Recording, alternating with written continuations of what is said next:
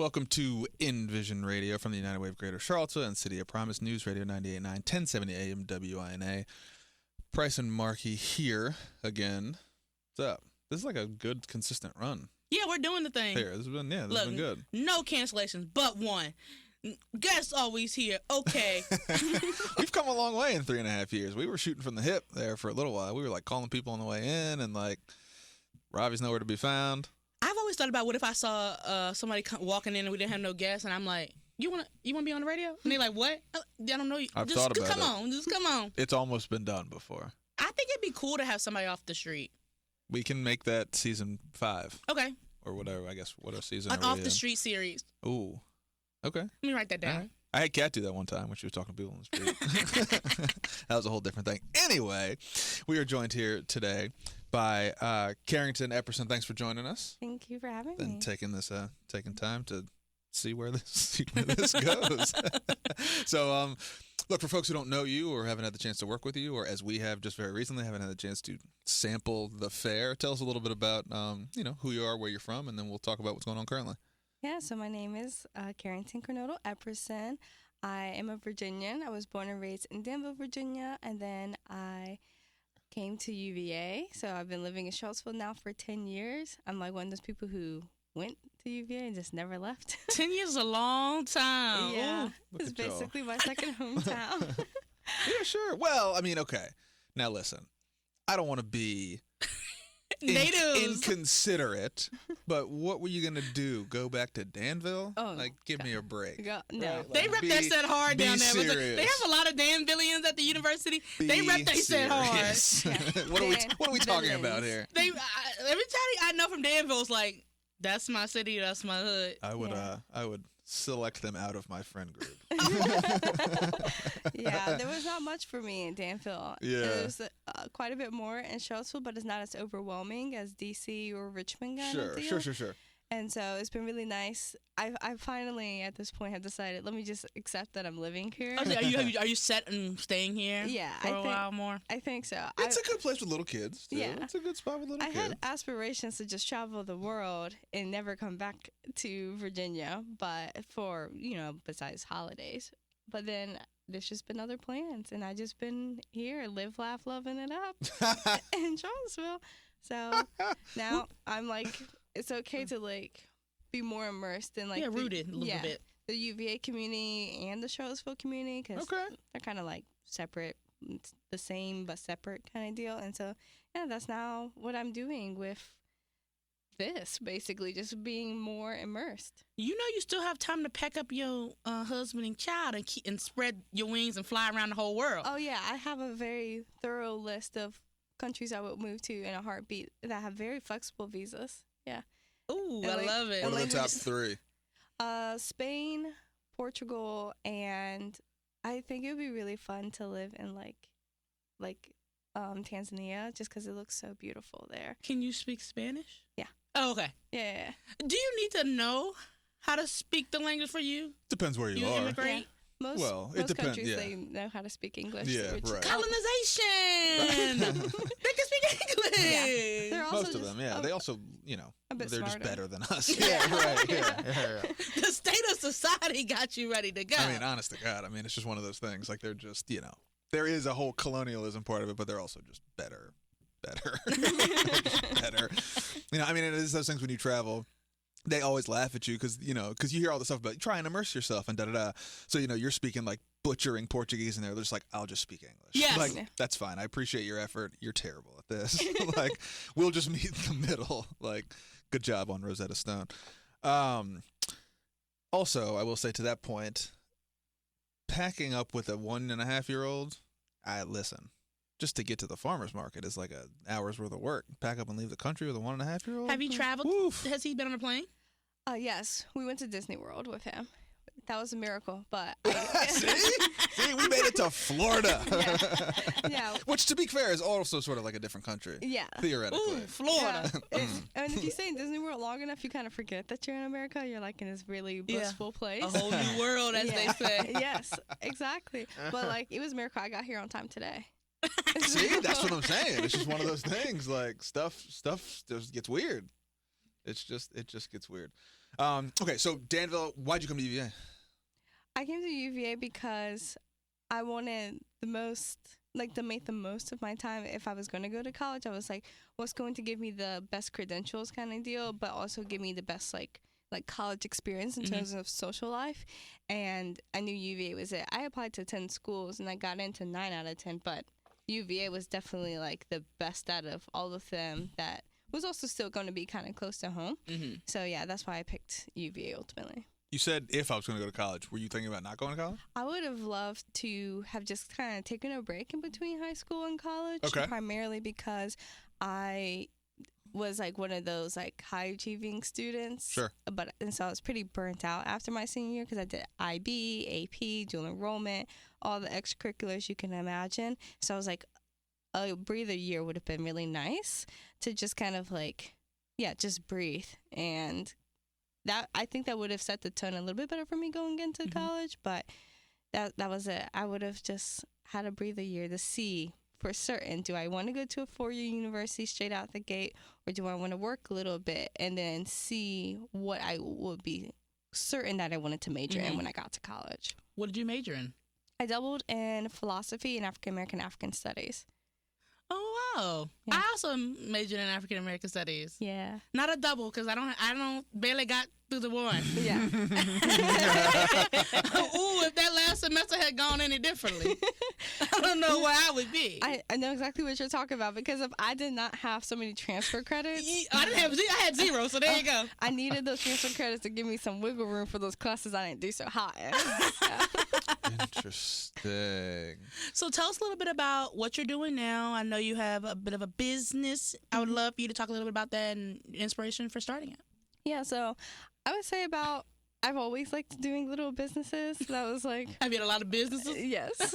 I used to like in my school, we did like, I don't know if you did this, like, you know, like some people sell chocolates or whatever. My school, we did like selling fruit so that we could raise like the money. fundraisers and stuff? Yeah. Sure. And so I really loved doing that. And Y'all then didn't do that in Orange County? We did some chocolates. We ain't never had no fruit. Oh, yeah, sure, we sold fruit so we could go on a trip with my band and choir group or whatever.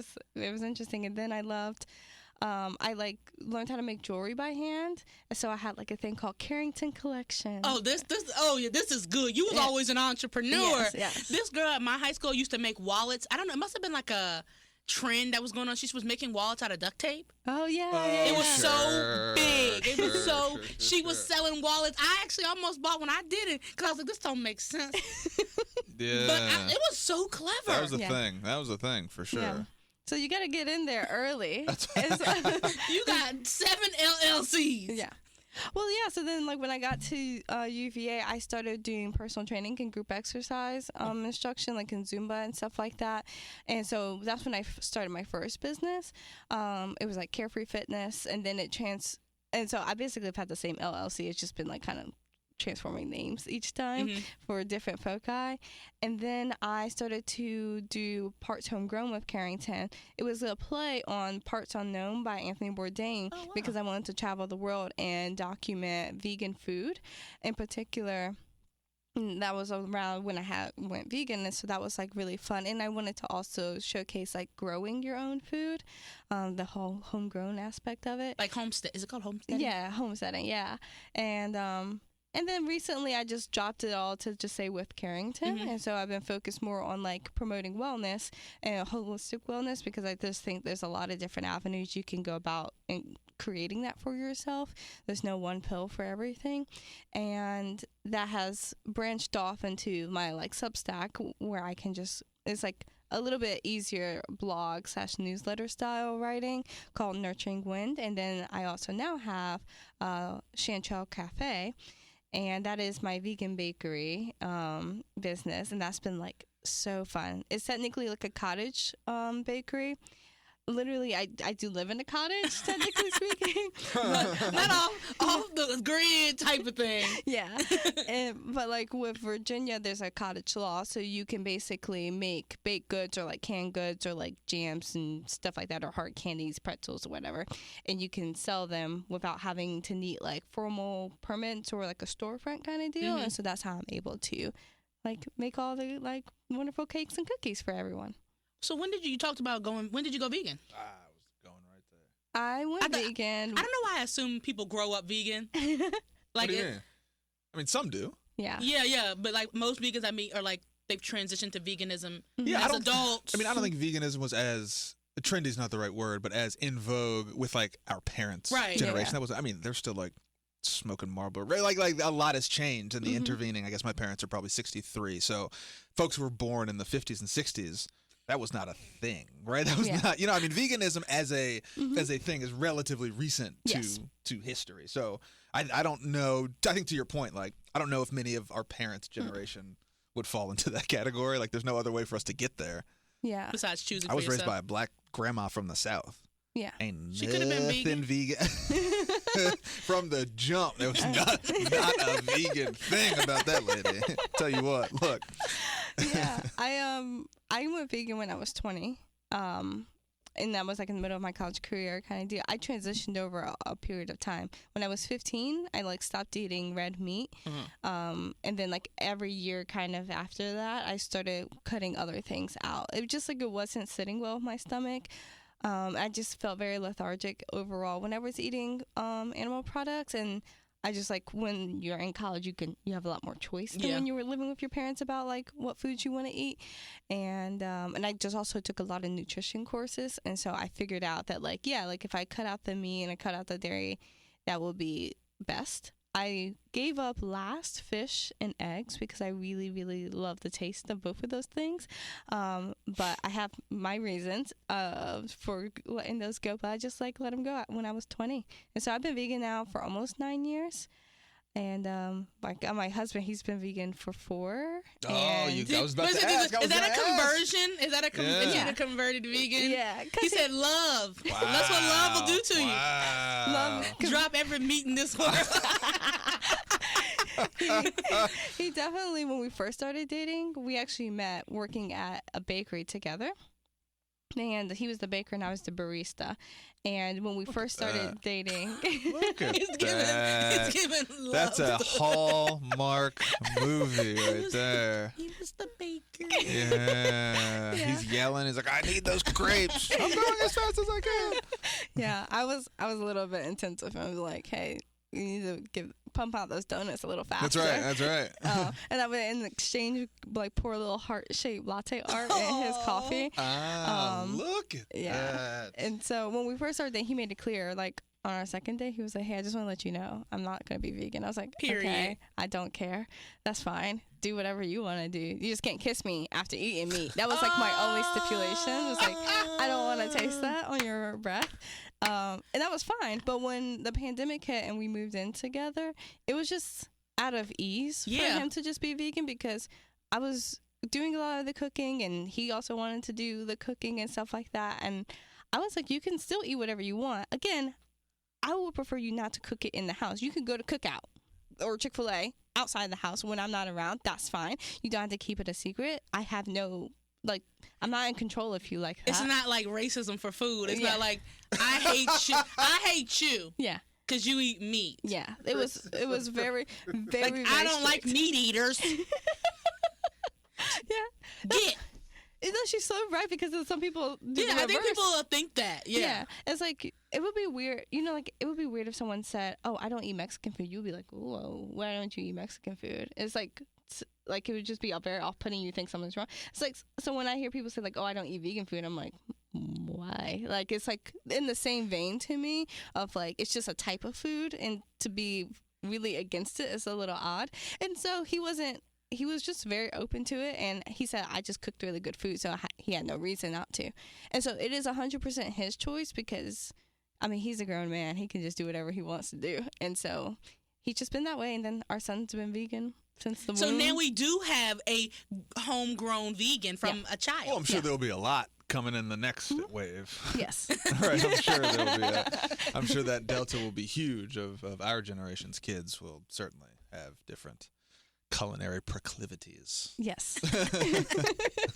I would assume.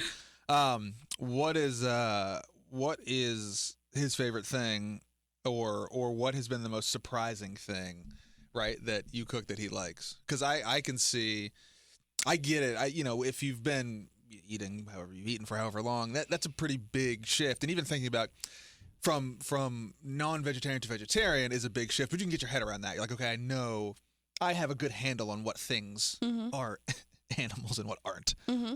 Even some vegan stuff, I'm like, oh, I didn't know that counted or didn't count. Yeah, somebody said something about Oreos. Is it vegetarian? Are they vegetarian? They're vegan. Oreos are vegan. Yeah. See, it's the rules. I didn't know that. Yeah, so people talk about that's number one thing. Are more things than we think vegan? Yes. Oh, really? Yeah. Okay, give me one that would really surprise me. Besides Oreos, I gave the big one away. Bacon bits. Like, you know, the ones you just buy from the store. They're shelf stable. What? That you put on salads. How are bacon? I didn't expect you to say a thing that I thought was objectively meat. Yeah, bacon bits. If you just when you go to There's the store, no bacon? There's no bacon in it. It's just bits? It's there's soy bits. No, that they are flavored. aren't. Yeah. So yeah. No, come on. Come on. They are. Well, just like my Muslim friends, they're not supposed to be eating Skittles because they have gelatin in them. Yeah.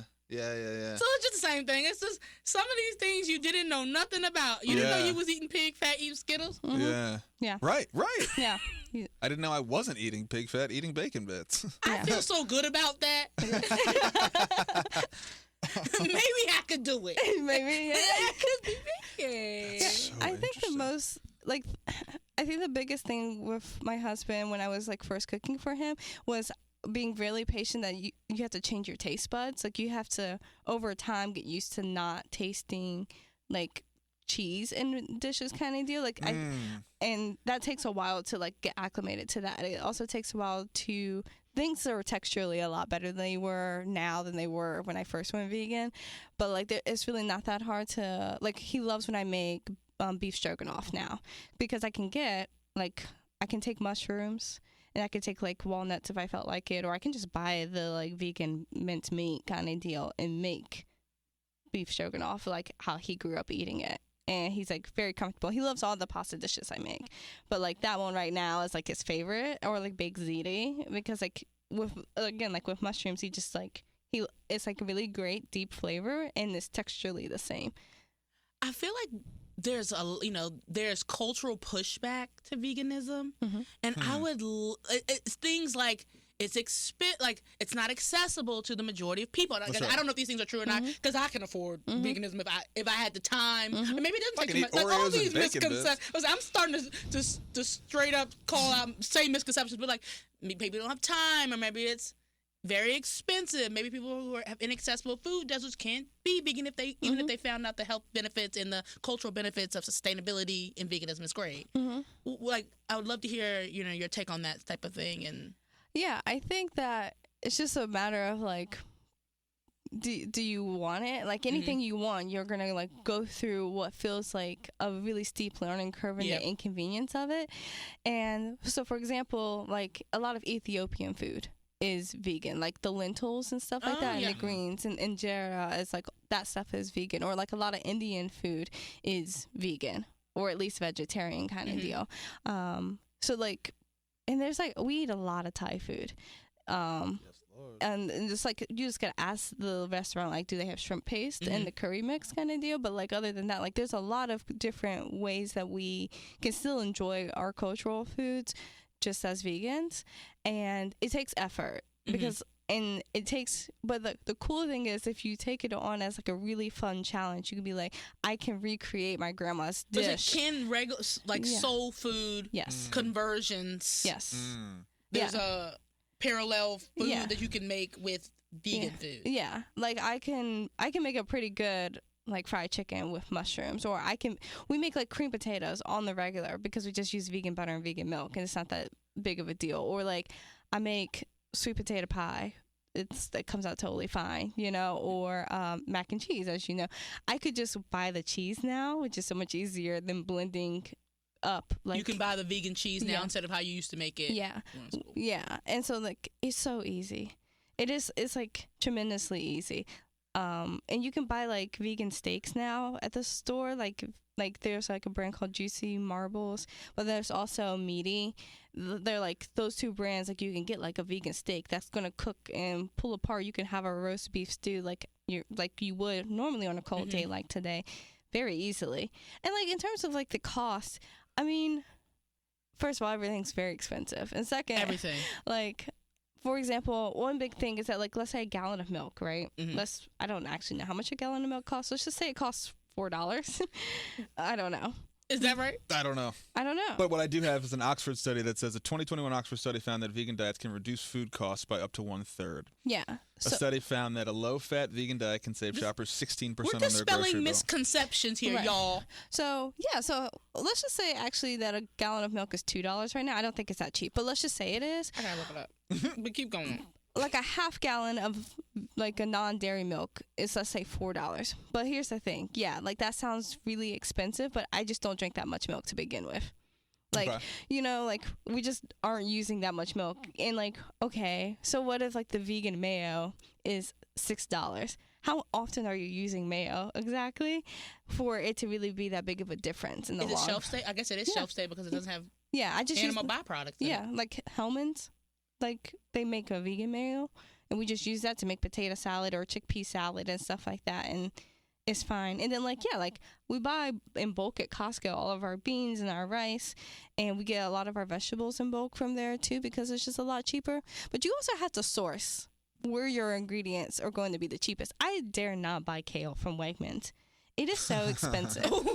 And it's very small, and it's just so expensive. But I can just go to the food line and get kale, and it will taste great. It will be big and bushy for like $2 for a bundle, and it's amazing. But like I go through that effort because I want to get the most bang for my buck, and B, because like it matters to me.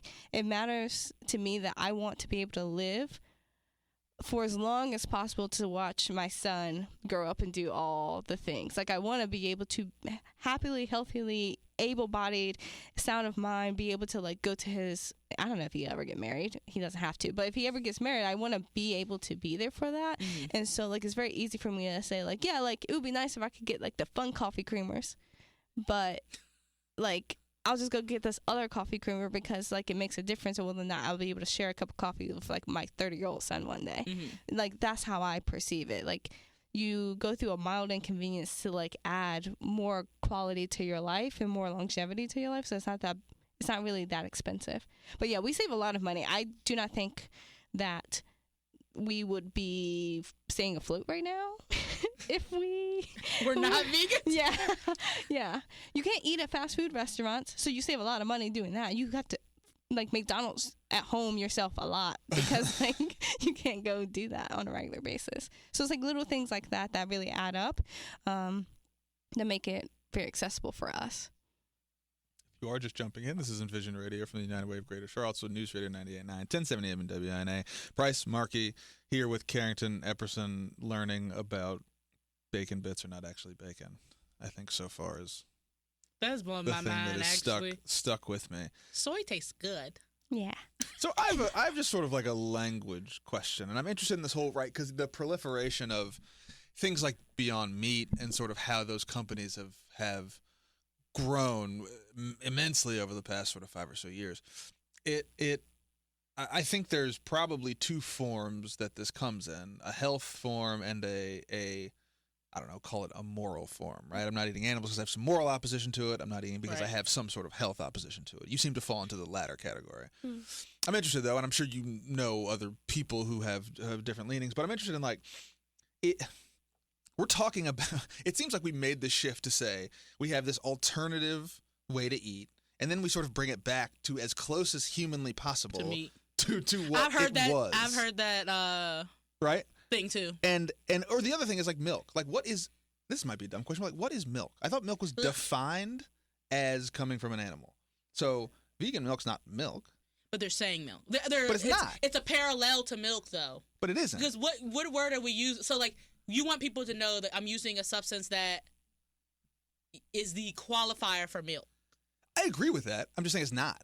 By definition, it So can't be. You think it sort of looks would a the new same. word help you? Like I don't know. I don't even know what I'm asking. I'm just interested in No, sort I of the get whole it. culture around it. And like, it is very clearly meant to be a disparate thing. And it has, from what I've read, a ton of benefits. It's financially great. People do it. People love it. But we've also like we sort of like pegged it to the norm, I guess. Can we say that? Can we consider sort of like a carnivorous diet would probably be considered more normal? whatever that means, on a percentage basis. Does that make it easier, harder? Does it not matter at all? Right? I'm kind of curious in sort of like more of the culture of it, right? Of like, again, when I think about like companies like Beyond Meat made a gajillion dollars basically being like, this is a hamburger, right? You want to eat a hamburger, right? People are like, I don't know, kind of. And they're like, well, this one's made of grass. And they're like, yes, jillionaires. Why didn't we think of that? So like, what is that? Like, what is the cultural zeitgeist?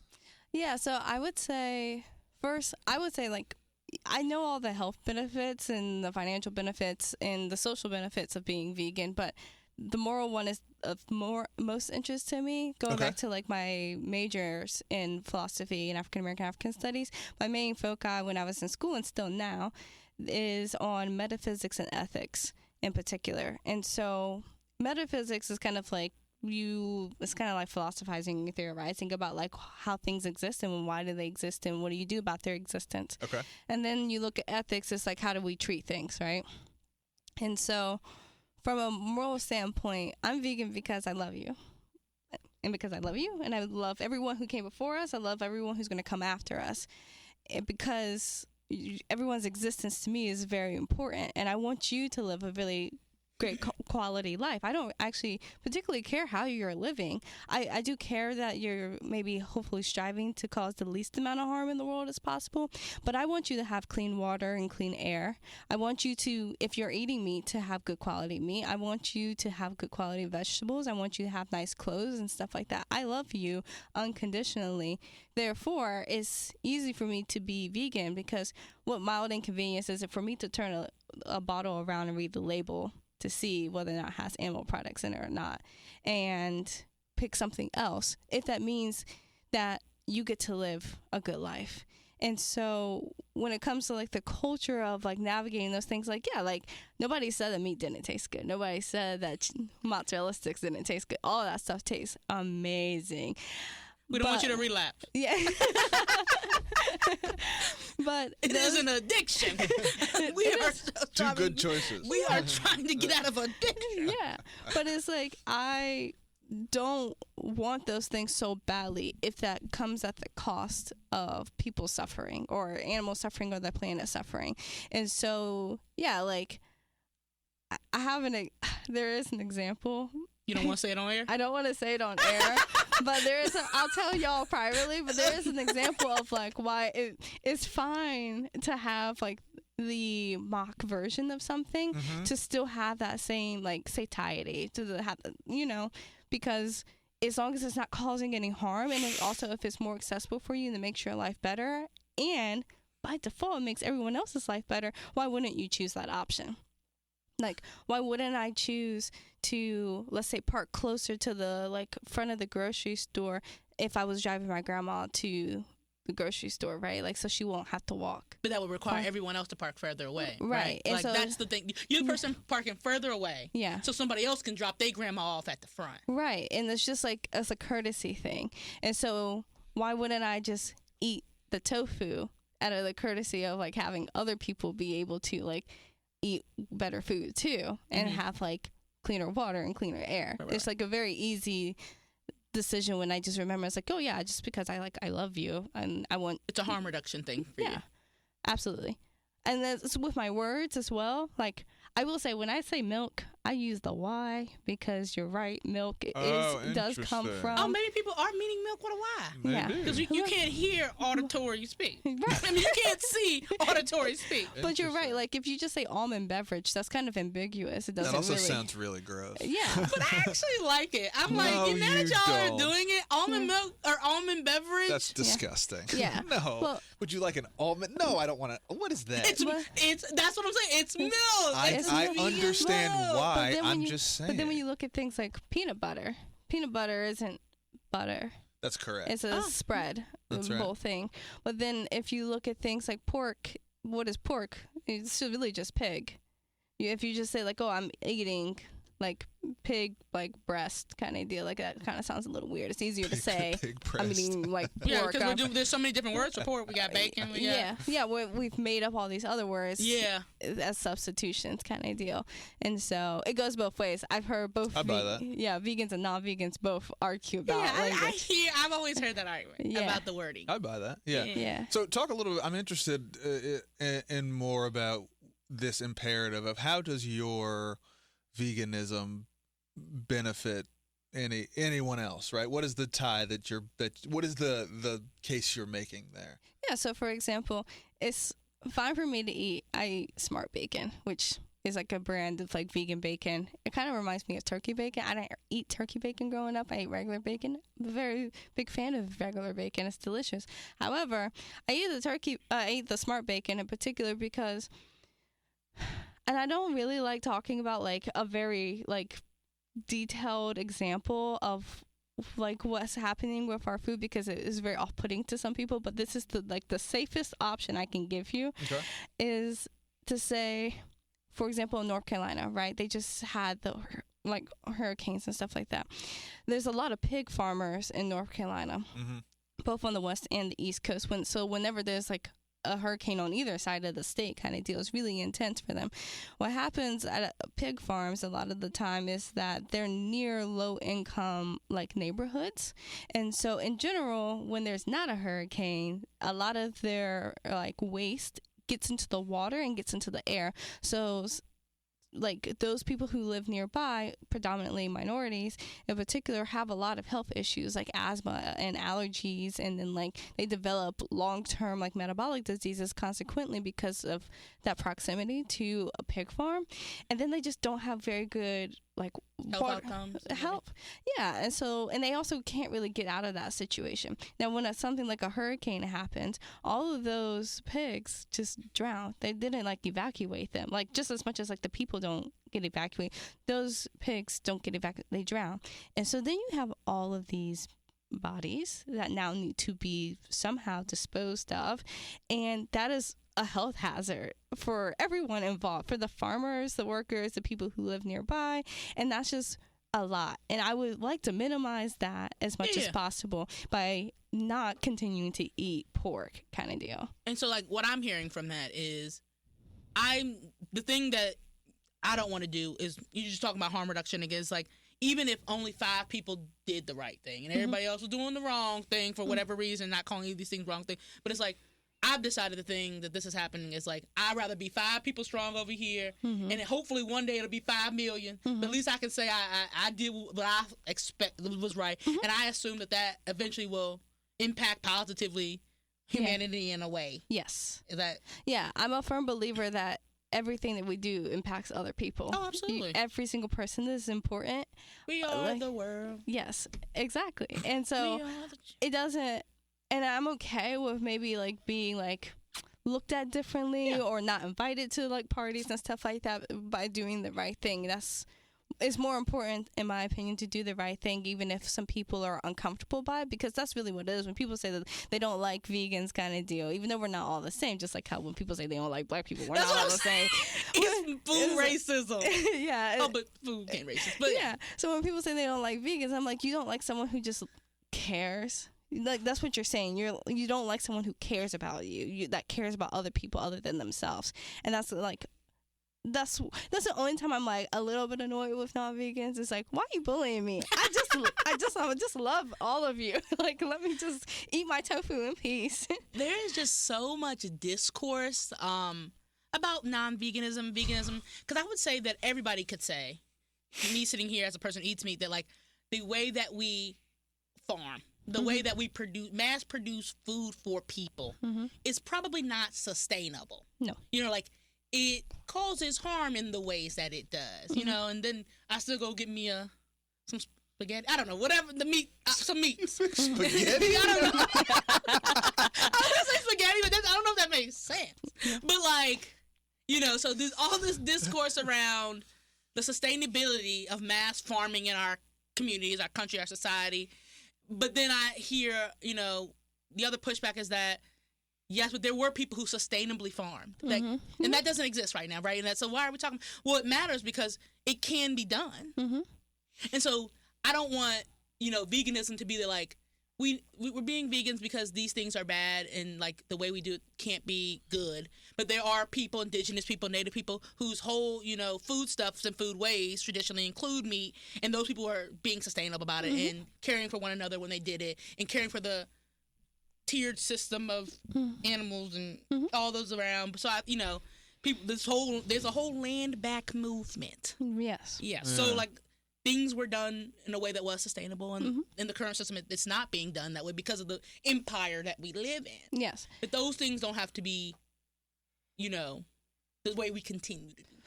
Right. And it's not your fault that the food is being made that way. Right, exactly. And it's not your fault that you don't have access to better quality food. And so, why would I be mad at you for having a non-vegan diet when that's not really your fault? And it's very cultural, it's very societal, it's very political. Why it's hard to opt out of a system that that has been created to serve, and so that's what I think about. Yeah, and I think we could all just make informed decisions. You want people to make an informed vote coming up soon, right? Like make an informed decision on like your food. Register. Like how do you want to actually be eating instead of what you've been conditioned to eat, kind of deal. I'm not trying to say like everybody needs to wake up. No, that's not like that. It's just you're being brainwashed. Yeah. And there is a lot of things that when people ask me questions, like when you just asked me about the milk, I like thought about like sometimes people ask me questions about milk or about eggs, and I'm just like, when I tell them like really what it comes from or like how we get that, they're like, oh. And I'm like, oh, I feel really bad because I'm like, you really just didn't know. That's not your fault. It just was not taught to us. I know because I just am that kind of person who likes knowing everything. I'll do some research. Yeah, I like doing Wikipedia, PhD level research on a regular basis on any fun topic I want to. But that's not your fault that you don't know where your food is coming from. They do a very good job at hiding that information. It is my duty, though, that if you ask me to be honest about that, just as much as if anyone asked me about like what was giving birth like, I'm very honest. I'm not gory about it, but I'm very honest because like you need to know these real like the real truth about it all. And I feel like that's my purpose on this earth, is just to like inform people and inspire them to just make better decisions, whatever that decision is, whether it's to become a parent, whether it's to go vegan, whether it's to like just be themselves, whatever that's going to look like. I'm going to give you the truth as much as I possibly can. Talk a little bit about the last, what year is it, 2024? I mean, probably forever, but certainly the last 15 to 20 years have been marked by a lot of different diets, right? And I don't mean diet. I don't mean Big D diet in like South Beach. I mean like actual ways of eating, right? And then people are saying, well, you need to eat more meat. Some people say less meat. We say milk's good for you. Milk's terrible for you. This gives you cancer. This doesn't. Maybe this does. I don't know.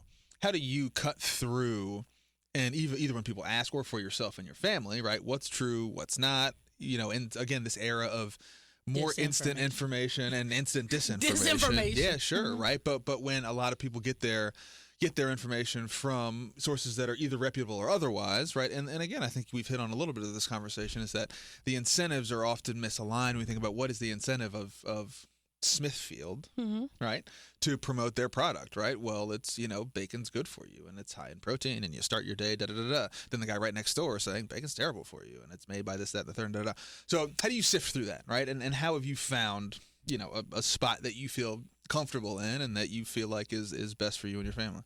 Yeah, so I will say I'm very privileged that I grew up with the family that I grew up with. Like my family, they're very supportive and they're very big on education. And also like my mom, like she works in the legal field kind of deal. So she's very clear about like, you need to not raise your voice, but strengthen your argument, number one, and to also just be very certain about what you're speaking on, kind of deal. Answer the question that you were asked and say nothing more kind of approach, but also they were very supportive of like, you must do the research. I also went to a private school, and they were very big on teaching us research analysis skills at a very young age to write papers, and so I do know how to discern when I'm reading medical journals and research papers about what's true and what's not, but I go about everything with the open mind of, am I listening to respond or am I listening to understand? And so if there was something that was saying that, like, oh, actually eating chicken is good for you, I would listen, because I want to understand, like, how do we come to that kind of place?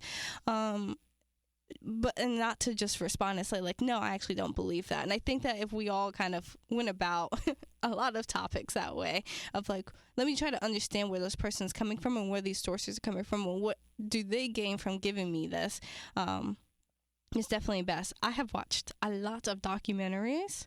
Supersize Me? I remember that one, yeah. But the documentary that changed me, I would say, should be rated R, because it was just so, like, intense. And I probably shouldn't have watched it at like 15. But the documentary was Earthlings. It was narrated by Joaquin Phoenix, you know, the man who plays the Joker. Right. He's like diehard vegan. But that documentary came out in like 2001, I think. And that just really opened my eyes about like all the different sectors. Because you can be plant-based diet, right? You can have a keto diet. You can, there's different diets, but to be vegan, that's like, it's a full lifestyle. And that really opened my eyes. And so, how to tangent that for me real quick. Okay, so in that documentary, it breaks down like food. Okay. It also breaks down like medical testing. Like, for example, like how we know so much about concussions in the like in football kind of deals, because they did a lot of animal testing on baboons in particular. So like cover like how animals are used for that. They also talked about like clothing, specifically like the fur industry. Okay. And that was pretty horrific to see that. Like, yeah, like fast fashion is pretty bad, but like how they like come about making like clothing with animals is really intense. And then they talked about like cosmetics and medicine and all of those different things, and seeing all the different ways in which we are using animal products and how harmful it is for everyone really opened my eyes to be like, I actually need to take a step back and understand, like, why is the food pyramid structured like that? And also, like we've talked about, like historically speaking, people all over the world do eat meat and consume dairy products. They eat animal products. That's like, they do it in a very balanced way.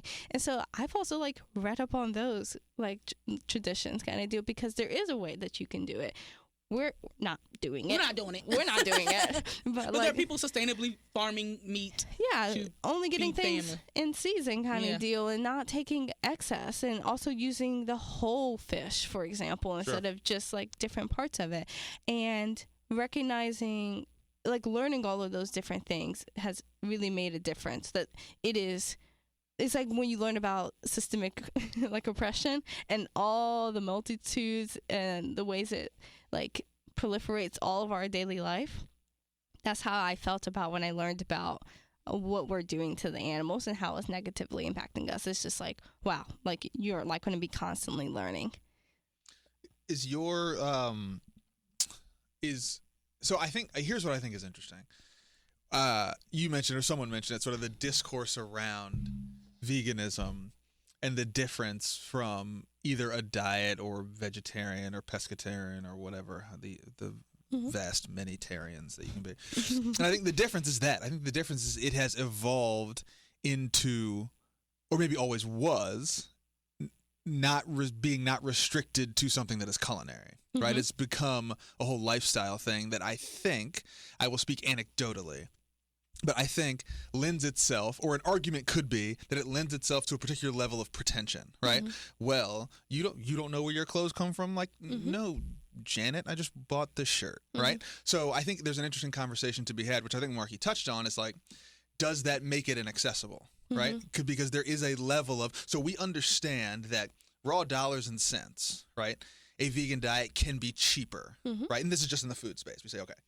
But then there's a lot of other things you have to have in order to do that. You have to be able to keep the food somewhere, the stuff that's, the particular vegetable stuff that's green or not in a can or stuff. You have to have the time to, and I hear what you're saying, but what I think is interesting is like, to read a label, sure, it doesn't take a lot of time. To read all of them and understand them does take a certain amount of time. And your time is on the back end, or whatever end, on an end. The front end? Which end? I don't Which end would you like that to be? I don't understand that. I don't understand. Front end meaning I think the front end because you did it earlier. I think so. Front end because you did it before you got to the store? I think so. Yes. I think we'll go with that. Yeah. Yeah. Yeah. So your work's on the front end. So it's not that it doesn't take time. It's that you've basically amortized your time differently because you did put in a lot of time to understand whatever's clever. Right. And there's a lot of people who don't have that time or that time is spent whatever, working or chasing their kids or whatever. Anyway, the point I'm making is I wonder, I'd love to hear your thoughts on that of like, if we're saying that this extends beyond food and now we're talking about fashion, we're talking about cosmetics, we're talking about kind of all the vast many pieces of life that people tap into in a variety of different ways. Two questions. One, how far does your particular veganism extend? And then complementary to that, how do you sort of view that as a lifestyle versus that as kind of a culinary decision? Yeah. So I would first like to acknowledge that yes, I have spent a lot of time on this, and I feel like I don't feel any different than any other person like who spends their time on like memorizing sports cars and like all their schematics kind of deal on site, or people who like really know a lot about like, let's say Cardi B, right? Like you commit. That's an oddly specific reference. That's culturally relevant. Yeah. She's going through some things. Yeah. Oh, is she back in the news? Yeah. Oh yes. Oh, Yeah. really? I don't want to I don't want to divest from. Yeah.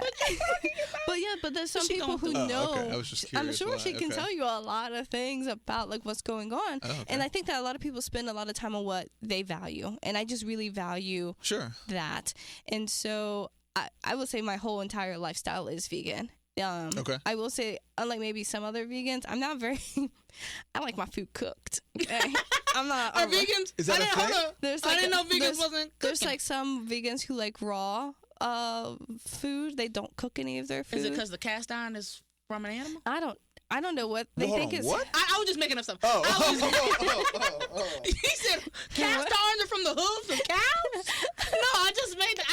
I was trying to understand, to draw a connection between not cooking. Yeah, they Because that just, doesn't. I mean, look. Sure. they don't they just like some people who like eating their food raw, just like how some people like eating raw meat or eating organ meat kind of deal. Like they just feel that. Yeah, I've seen that. What is that? Yeah, they say like it's pure nutrients when you're eating something raw and not cooked, and that's an interesting choice. That feels dangerous. It feels dangerous. It's like raw milk is extremely dangerous. Yeah, you know? but people are saying you can do it. Yeah, And you can- botulism is going up. Hey, it's like when people ask me about like foraging for mushrooms, I say, well, everything's edible at least once. Yeah, so, I love that. Yeah, everything's edible at least once. But like, That's yeah, right. like I all of my clothing, I go out of my way to get vegan clothing. Vegan cosmetics, lotions, my skincare, my makeup, all of that is vegan. So no wool. Yeah, no wool, anything like that. And Or you know, leather. Yeah, and so some people say like, oh, the vegan like alternatives for those things are very expensive. And I'm like, well, yeah, I mean, but if you also just buy from a more expensive brand too, in general, like if you wanted like some Dior or something, like you would just pay that amount of money too, right? Like you just, it's what you value. If you want a name brand something, you'll pay the extra money. I want the vegan thing, so I pay the extra money. It doesn't really matter. It's gonna last a long time. I will say with medicine, some vegans are like a little apprehensive about certain medicines.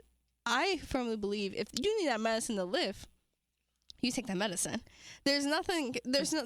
I'm not debating science here, ever. I mean, a part of the basis of why I do this is because it's rooted in science. See, you walked right into my next question. I was just about to ask exactly that, of how it rocks with. Yeah. Because I don't know what's in medicine. So Yeah, I'm just taking it Yeah, because you know told why? me it Because was I didn't right. go to school for 40 years. Right. Like you someone said else it's good. did. You said that stuff, whatever I got going. No, Give I'm me not the gonna put it in my- amoxicillin. Yeah. Give me the amoxicillin. There's like and there's like some medicines that are like people use for, like SSRIs, you know. Yeah. They're for like anxiety, depression, those okay. kind of things. Those medicines Serotonin sometimes come reuptake from like animal byproducts, and but you need that. I want you to live. I want you to take your like Your antidepressants. Yeah, to take that medicine. Or like nowadays, I think what's a little bit easier for people to grasp is just saying things need to be allergen friendly. For example, like the flu shot originally was created using eggs. I heard that. Um, Is that I don't right? know. I didn't know if that was true. Like Yes. I just be hearing stuff, and I just got to decide yes or no. Does that matter to me or not? And it didn't because I got the flu shot. yeah.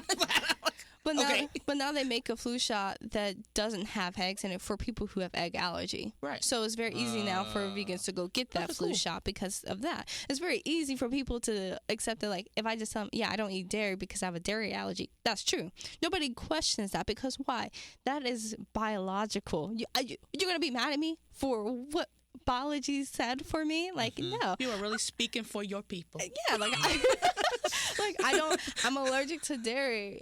So you want to, like, it's like, I mean, it's a little frustrating. Like, both my husband and I are both allergic to peanuts kind of deal. So we're not going to eat a That pad is a thai. major allergy. Yeah, but like, we just eat other things. Yeah. You know, there's just so many other options. And you would accommodate my food Yeah. allergy with That's no very true. problem. But not accommodating if I'm vegan or halal or anything like that. It's just like, that's kind of like a weird thing That's to like be uncool.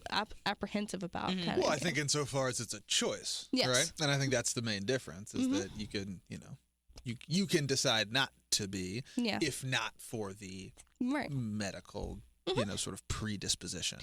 Yeah.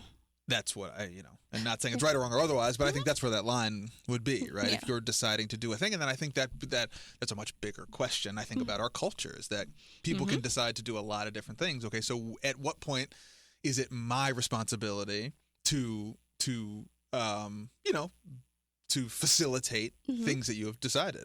And I think Right. and that probably falls into some sort of ethical question of what is that, right? What is the responsibility of a purveyor of anything? Right. Right, because I think that generally, and I'd love your thoughts on this. I think that a lot of the movement to do anything is based on incentives.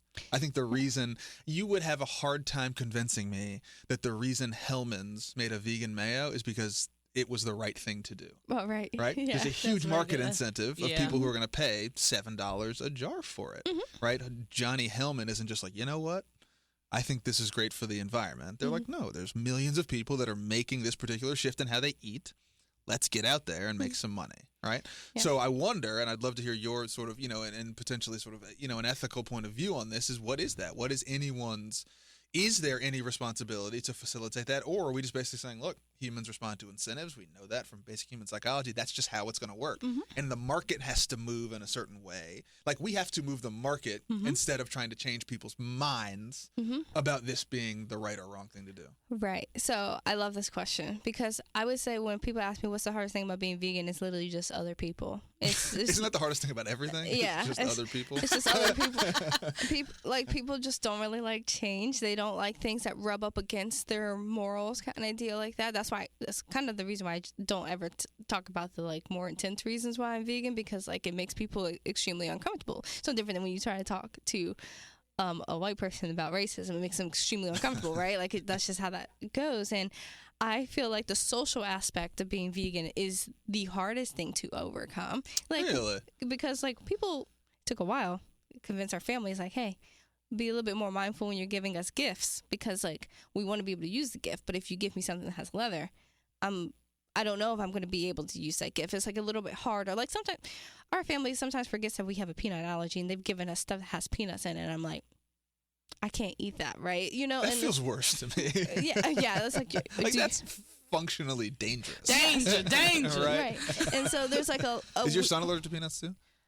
we don't know yet. Who's And gonna he'll never have to know. Who's gonna give him the? And we don't have to know. Okay, so that's a good question. Are you gonna find out? Are you gonna find out? How do you find out? Probably when it accidentally happens. Really? Like when he's Yeah. out in the world. Yeah. That's what I'm saying. He can't go to You don't five. want to know before that?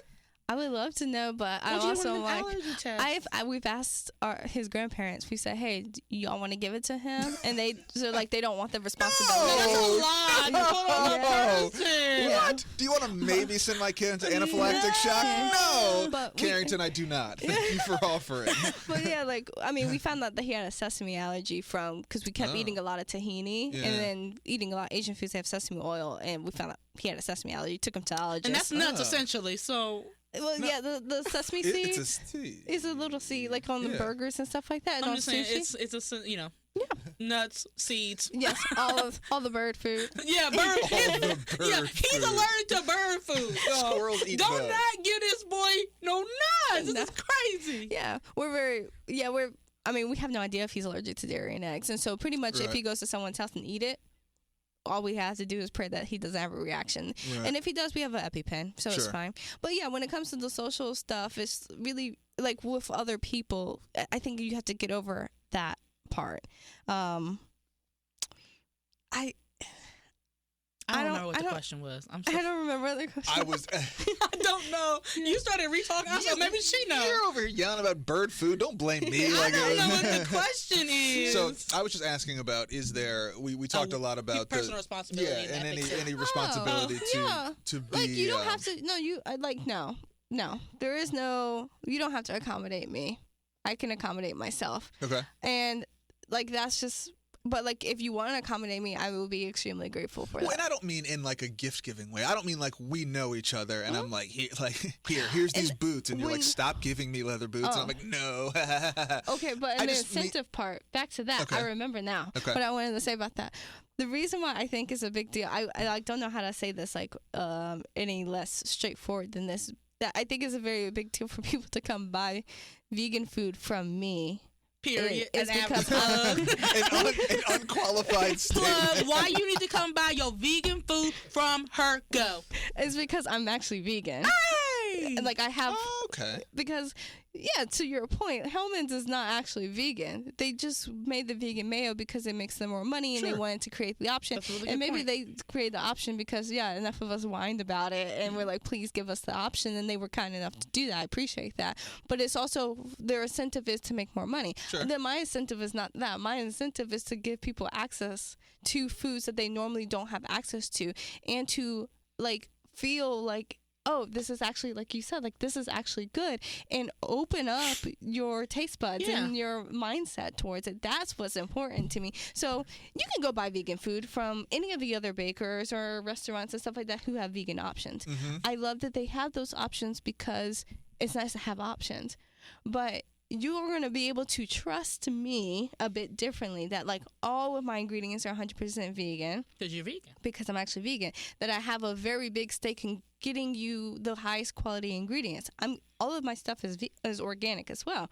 But I'm not trying to price gouge, because what do we talk about? Accessibility. Mm-hmm. And like I want anyone to be able to come and taste these things and enjoy their life and enjoy their celebrations. And I like that point into veganism more than I like the moral grandstanding of some vegans, that it's like, I just want to make food accessible. And you don't know that vegan cookies taste good because you've never had someone put vegan cookies in front of you.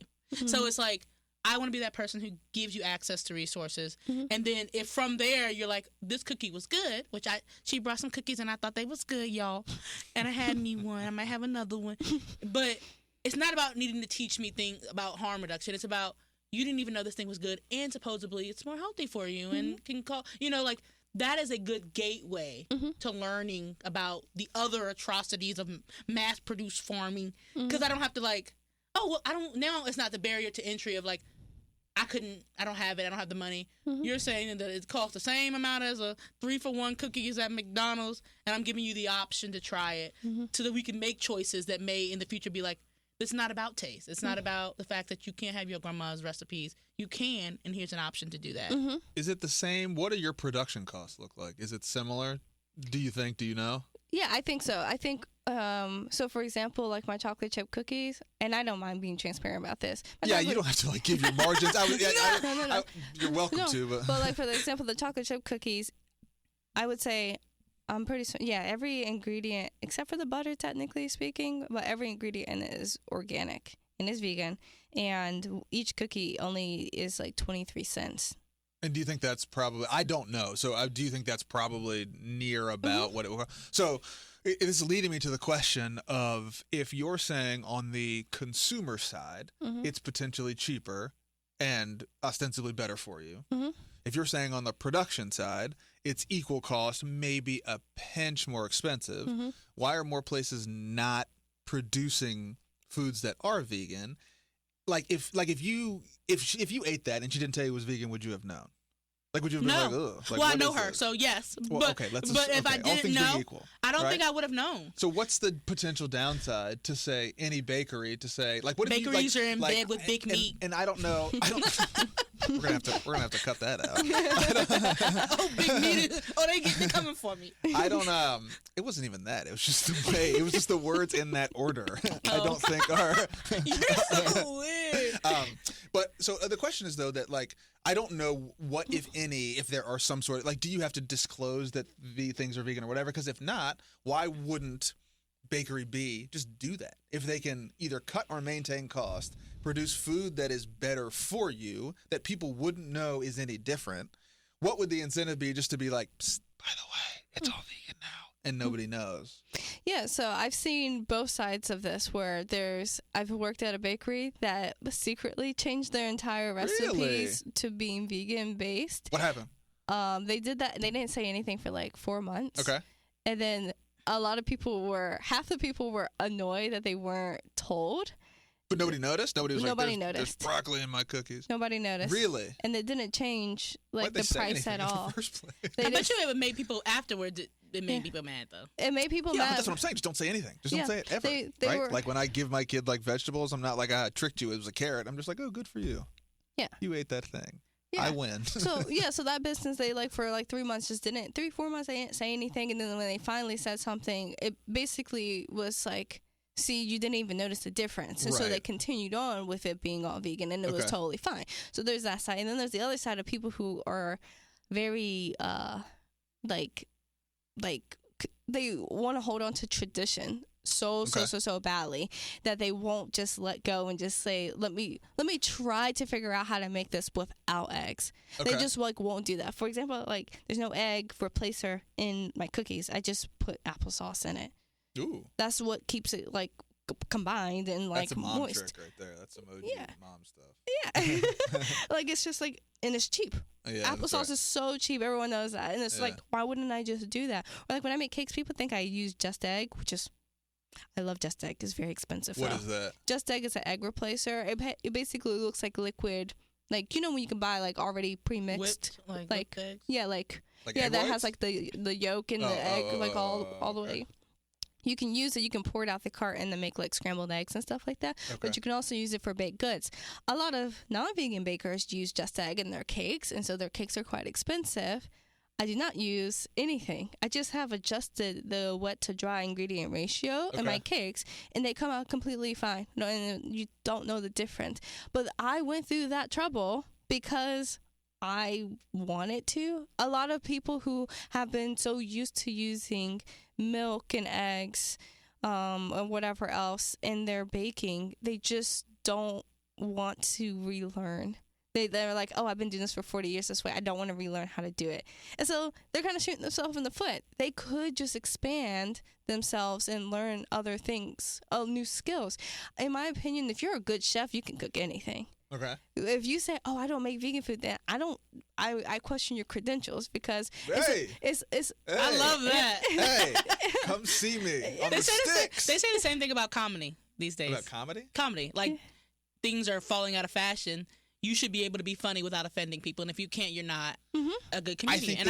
I believe that. I think I can see a potential argument to that, which comes back to her question: is who decides what's funny and who decides what you have to accommodate for comedy? And I will let you finish, and that was, but I want to hear I want to get back to that particular question because you said something that was interesting. You said you don't have to accommodate me; I can accommodate myself. And I'm curious as we we're going to be conscious of your time too because we could talk about this for hours. We are terrible. As we sort of tie all of that stuff together, right? And thinking about, again, when we talk about something that has expanded beyond just sort of a culinary fad and has become somewhat of a cultural movement, and every cultural movement, even the good ones, right, comes with this aura of everyone else has to get on board because this is the thing that's happening, right? This is the zeitgeist, right? So I did some looking at sort of 2010s was when veganism became more popular, right? And so, and I'm curious in your take on this too, because we think about this with sort of every every demographic, right? And we've talked about it with, women's movements and LGBTQ and black people and religion, everything. Every movement comes with it. You have to do things like this, right? We are the ones who are protesting this. We're not having a conversation about right, wrong, or otherwise, right? There's no moral high ground. But I'm curious in that statement that you made, which you said very plainly, you said you don't have to accommodate me. And I'm curious, do you expand that broadly to like, look, we're just all here to self-actualize? Or are there places and spaces or particular alcoves where you're like, no, like the larger institutions have some responsibility to bend and flex and to kind of match what is being demonstrated by people? So I don't think that people like y'all, like y'all don't have to accommodate me. But I do believe that big corporations should be accommodating whatever our needs are. Okay. And so, like, I do think it's important that the grocery store stay stocked up with all the vegan goodies, because like that's what we need. We have to have those as access. I don't expect you to have that in your house. So okay. Yeah, it's like, are there people who you do expect to have it in their house? No. Like not even like your parents? No. Really? I don't. Okay. Like Thanksgiving's coming up. We don't celebrate that because we can eat that much food any day of the year. I can overeat on any Thursday. Said, what are we celebrating? Thank you very much. I'm going to overeat today. But like we have the choice. Like we can either make a full Thanksgiving dinner for ourselves and take it to our family's house, which let me tell you, they're going to eat that food too, but they're not going to make anything for us. So like that's a lot of work for me. I can just stay home and do what I do best, which is eat on my couch with my toddler, But like I don't expect any like regular person to like accommodate me. I want to accommodate other people, but that's because that's a part of my own personal philosophy. I want to do that. I have no expectations of other people to do that. I do have the expectations of big businesses. We should be making them do everything. Yeah, they should be doing it. They should be doing it because, like, why would I get mad at you and say you should shower less or not use straws to save the ocean? It has nothing to do with you. What is more of an issue is the fact that we overfish the oceans, and there's a lot of plastic happening. People say that too. And there's a lot of like waste that's being used like on agriculture, like all of the water is being wasted on agriculture and stuff like that. And I heard water is being wasted on AI. Oh, sure. For sure. Yeah. They're building nuclear power plants. Yeah. Sure. Right. And so like, why would I be mad at anybody who's horizontal to me? Like, we should all be mad up. Yeah, upwards. Don't look to your left and look to your right, mad. We should look straight up. Upward hostility. I think I love that. Upward hostility is more effective and a better use of my time than horizontal hostility. I want you to come to my house and feel comfortable. I want to be able to come to your house and feel comfortable. Coming to your house and feel comfortable is even if you can only offer me some sweet tea and nothing else to eat, so long as you're not making me feel unwelcome, that's what's more important, kind of deal. And when you come to my house, as long as I'm not forcing you to eat, some mushrooms, kind of deal, that you are not really open to eating, like you're going to always want to keep coming to my house. I want those warm and fuzzy vibes to always be happening horizontally. I'm okay with being hostile upward. I love that. Upwardly hostile. And we could talk about this forever, but to close out, if people want to learn more about veganism, if people want to learn more about your food ways and your overall program of wellness, how can they get in touch with you? Where do they find you to come get some vegan goodies? So, thankfully, not many people named Carrington. So I actually only know one other one. Is it it's not, a guy that owns not King popular? Family. His name's Carrington King. Yeah. So so I have everything, all of my handles, everything is with Carrington. So yeah, you're basically doing yoga with me, eating, croissants with me, all the things with Carrington. So with Carrington.com, with Carrington on Instagram, all those places I try to maintain on a regular basis. Through there, you can find out more about Chanterelle Cafe, and you can subscribe to my newsletter.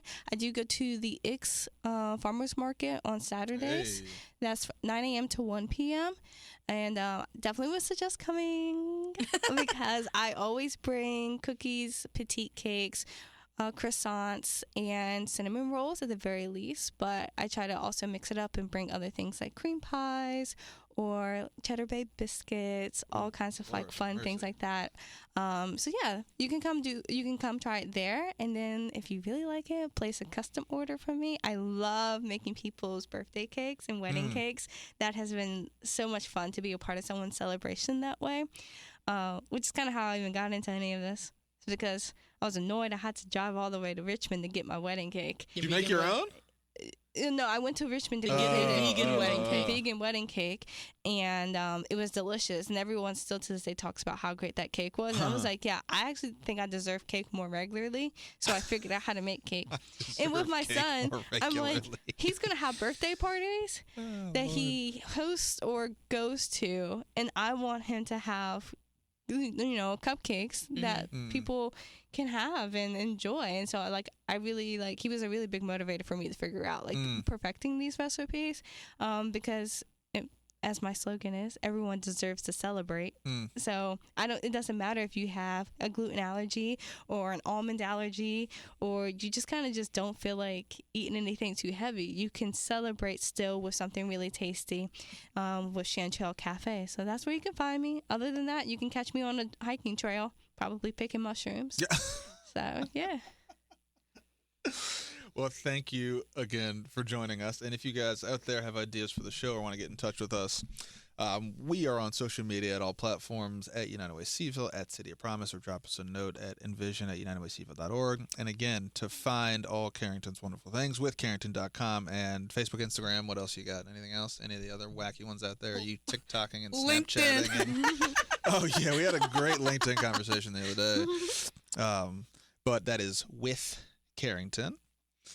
And we get support on the show from the folks at the United Way. So if you like what you hear, share this with your friends, subscribe, leave a rating on your favorite podcast platform for new episodes every week. And of course, best way to support the work that we do is make a contribution to the City of Promise, to the United Way, or to all of our other wonderful local nonprofits. For Carrington and Marky, this is Price. We will see you next week. Bye.